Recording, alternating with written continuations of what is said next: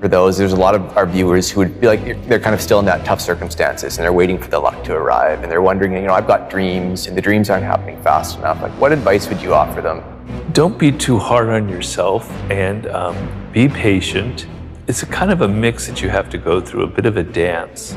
So on the one hand, you want to be serious about life. Life doesn't go on forever. Your youth will be over in 10, 12 years. You better believe it, it goes faster than you can imagine, right? You want to realize what your life's task is. You want to develop those skills that will make it so when you're in your 30s, things will come together as they fortunately did for me. It's a common story that 31, 32 is that year where things turn around for people, right? But on the other hand, you don't want to be so damn serious, so damn, linear in your thinking. You've got to head down this path to make this amount of money, etc. You're young. Have some fun, have some adventure, have some excitement. But at the same time, also have that sense of discipline, that sense of purpose. We normally associate intelligence with intellectuals, with our Noam Chomsky, with Albert Einstein. And he says, no, intelligence comes in all forms. Working with your hands is a form of intelligence. A carpenter has a high form of intelligence. People who are sports, who athletically use their body, that's another form of intelligence. There's music, there's math, there's language. You have one of these frames of mind. By the way your brain is wired, you are inclined towards one of them. Figure that out. If you are somebody who's word-oriented and you end up going into a field that's about math or about numbers, you're in for a lot of pain in life. You have to look at the things that you love and the things that you hate. So what you don't like is very instructive to you, right?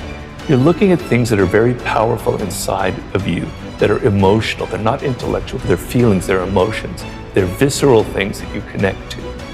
Negative emotions are trying to teach you something. They're trying to teach you the opposite. Something else is going on. Frustration is a sign that you haven't given up. You know you can do something, but you haven't figured it out. So when you have those kind of feelings, look at them and there's something positive in that. It's never too late. It's better to start earlier on in life. I mean, I wrote a book, Mastery, that deals with that subject. The earlier you figure it out, the better off you are. But it can happen later in life. Now, I figured out at an early age that I wanted to write. I didn't know what I wanted to write, but I loved words and I loved writing. And if I didn't have that connection when I was 8 years old, all the way into high school and college, I would have been a lost soul. And I empathize with a lot of people who don't have that feeling when they're 8 or 18 or in their 20s. But I'm trying to tell people everybody has it. You're just not listening to yourself. You're on social media too much. You're listening to what other people are telling you.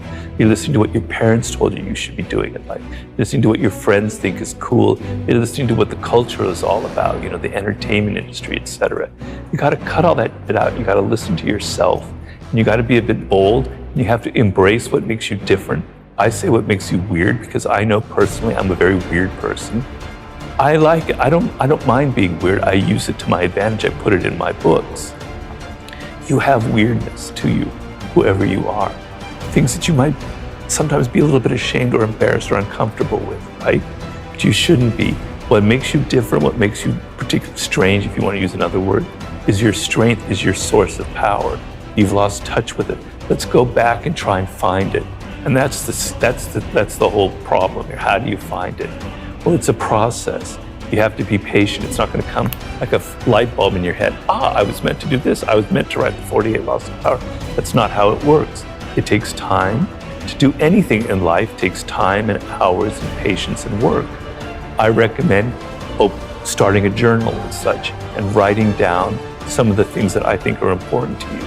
So I like to tell people to go back to their earliest childhood memories of things that really excited them before they got mixed up with parents and teachers and all that, other people telling them stuff, Like for me, it was words and language. I just was entranced by the sound of language itself, right? It was like music to me. You had something like that. I know you do. And I am completely egalitarian. I believe everybody has that.